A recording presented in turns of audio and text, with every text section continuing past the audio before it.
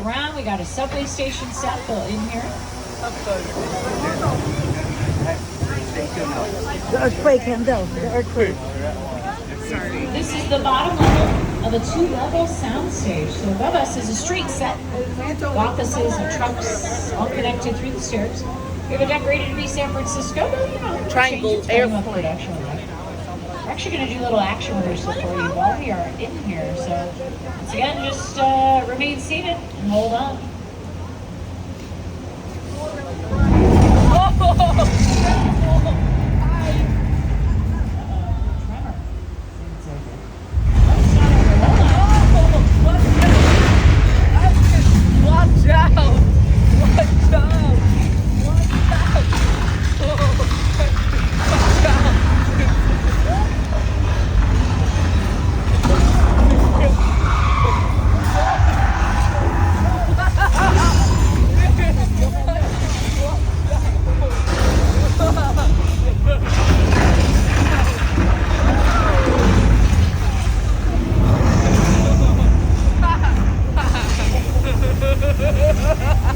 Slow down.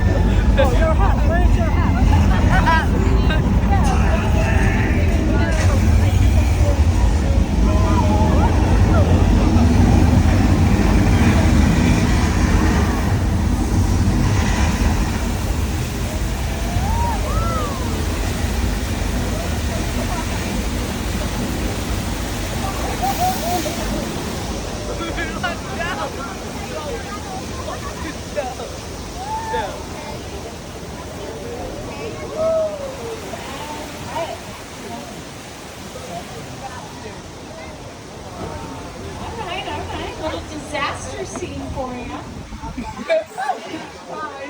We call that our earthquake stage. It's a lot of fun. Earthquake has been a part of the tour since the late 80s, 1989. That's when we debuted that. All mechanical effects, the whole thing resets itself in about 15 seconds. Great example of mechanical effects in there. Something we used a lot of in the 70s when we were doing disaster movies like Earthquake.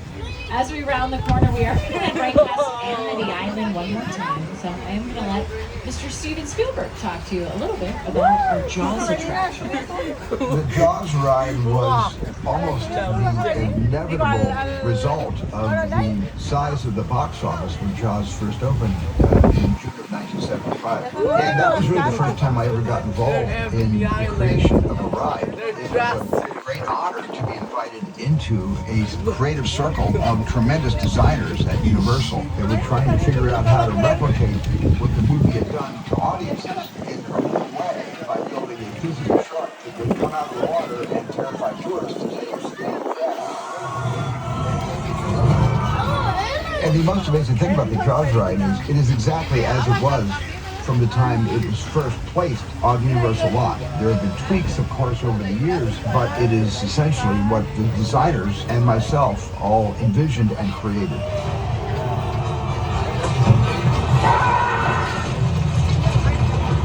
I'm done bashing the shark. Thank you, Jaws, for everything you've done for me. But I will say, consistently, the shark did work much better on the tour than it did in the Atlantic Ocean.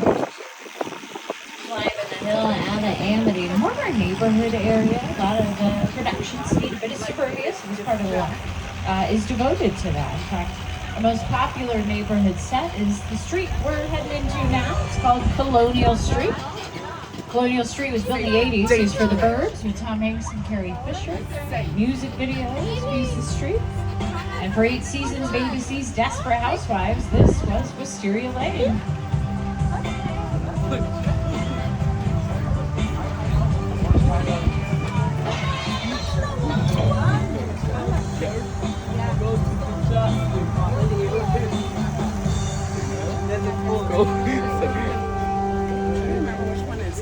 Desperate Housewives, incredibly popular series on ABC. It was on the air for 8 seasons. They are Plus, running. every single episode, at least a little bit, filmed right here. This was their main location.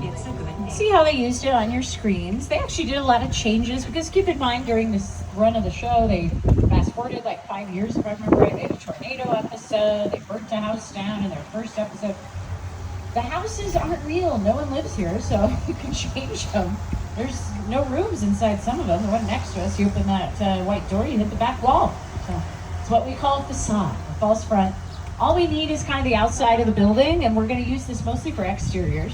This was Candy Cane Lane in the Amazon Prime movie with Eddie Murphy a couple years back. It was also used in the Netflix show Never Have I Ever for all 4 of their seasons.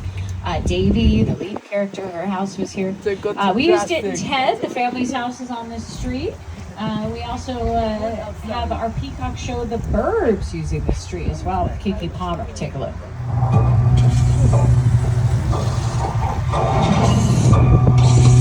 Welcome to Ashfield Place, the safest town in America. So, what's the deal with that Victorian house? There have been whispers of murder. Which one of us is the murderer? So are we gonna go in? Do white ladies love salads? Hell yeah, we're going in. The Victorian they're talking about is actually this purple house here to our right side. So they painted pink for the show. They add some kind of more Victorian details on it. That is the old Munsters house from the 60s. Been on the lot a long time. 1313 Mockingbird Lane. It was moved up to the street in the 80s when they constructed this part of our back lot. As we head out of the street, we're going to turn back onto Steven Spielberg Drive. And his legacy here at Universal is massive. I think a lot of people don't realize it all really started with our studio tour. My entire career began with my relationship with Universal Studios just as a high school kid on a tour bus. Remember, in those days, there weren't trams, there were buses called the Grey Line Tour Bus. And I was so excited and thrilled to be on the lot. It was my first time ever on a movie studio lot. And during a bathroom break, I hid in the bathroom. When everybody left to get back on the bus, I waited another 15 minutes until I'm sure the bus left, and then I had the entire lot to myself that day. And in those days, movie lots were so crowded because all movies were made on film lots. Today they're made all over the world, on locations, but most of it was focused in those days, in the 60s, on the film lots. So nobody noticed me when I was going around from soundstage to soundstage, and I really felt, in my own young way, I owned the lot and had the most amazing day of my life. I love that story. As we head up the hill, we're going to highlight something that is key to a lot of our scenes. And it is the picture car. Picture cars are any vehicle we use on camera. They really help, as their name might suggest, paint the picture of time period, location. They can tell you a lot about characters. Look at this, right around the corner to our left, we have some really lovely picture cars from things like our Jurassic series, the Flintstones, Back to the Future. Picture cars, a lot of times are real vehicles at their base. Not the Flintstones cars, those are made out of fiberglass and foam rubber, but everything else here in this lineup at one point probably was a real vehicle. We just maybe replaced the body kit with a fiberglass shell to fit the tone of the show or the world of the show. We have multiple picture cars that we create, multiple of the same picture cars. Probably the hero car the main characters drive. Like the Ford sedan that drove Marion Crane to the Bates Motel, the Psycho. As we round the corner, you might get a little look at the Bates Motel. We are building our Terror Tram attraction right now for Halloween Horror Nights. This very popular event starts in less than a month. We're very excited. So we're heading up Chantilly Drive right now on the way up towards the Psycho house. Psycho, considered by many to be Alfred Hitchcock's greatest film, shot mostly here at the studio. I will let you know, behind the Psycho house, we're going to see the plane crash set for More of the Worlds. However, I'm going to be off microphone for this back part of the tour. We do have a big production working in this area of the lot. Everyone say hi to Norman Bates for me. And we're going to continue on. Hendell, Norman Bates. Norman Bates. Norman Bates. Hey Bates. Hi Bates. Mr. Bates. Hi Mr. Bates. Light and big stinker inside the jacket pond, the glass. Then look at the airplane. Look at the airplane. The airplane crash.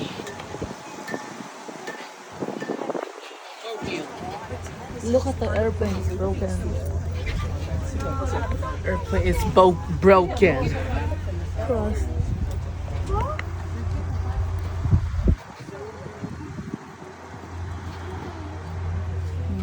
The airplane. Filming in progress. Then go inside the chassis. Open the glasses.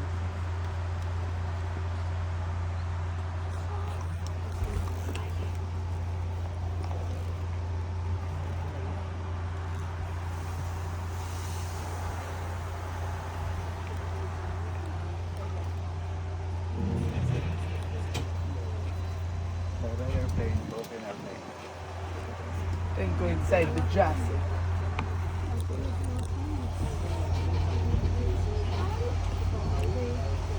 Then go inside the chassis.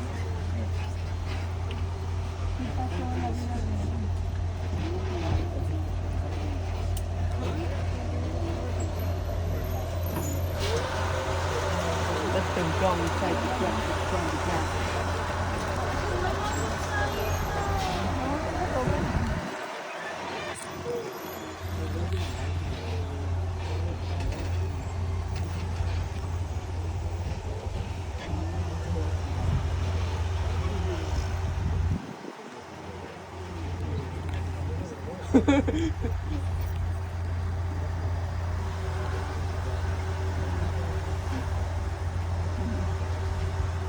Then go inside the chassis.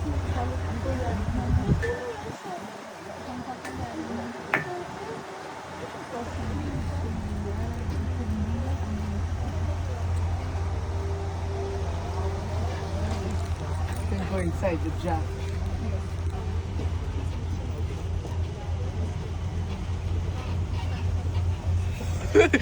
Steering wheel glass.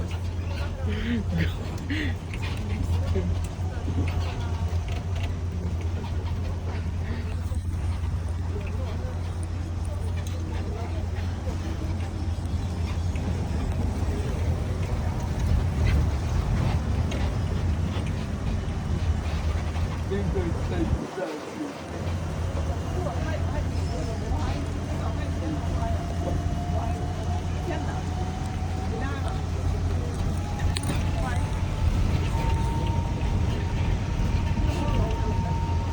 The airplane go inside the jet on the glass.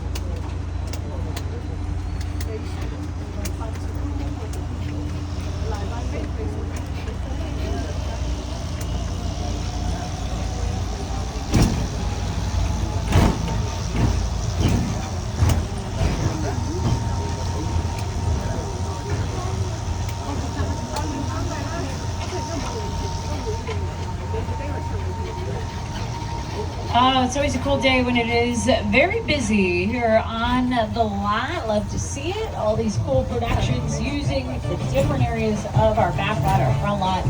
That's what it's all about. We are a movie city, as our founder Carl Lemley said back over 112 years ago. When we started this company, we are still one of the biggest production facilities in the world. We love to celebrate it every day on our studio tours. Thank you for joining us.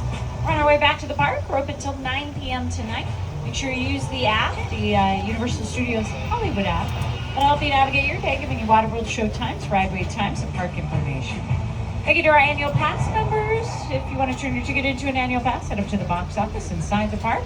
If you want to purchase any Universal properties, you can see it on your screens. Check the website, universalpicturesathome.com.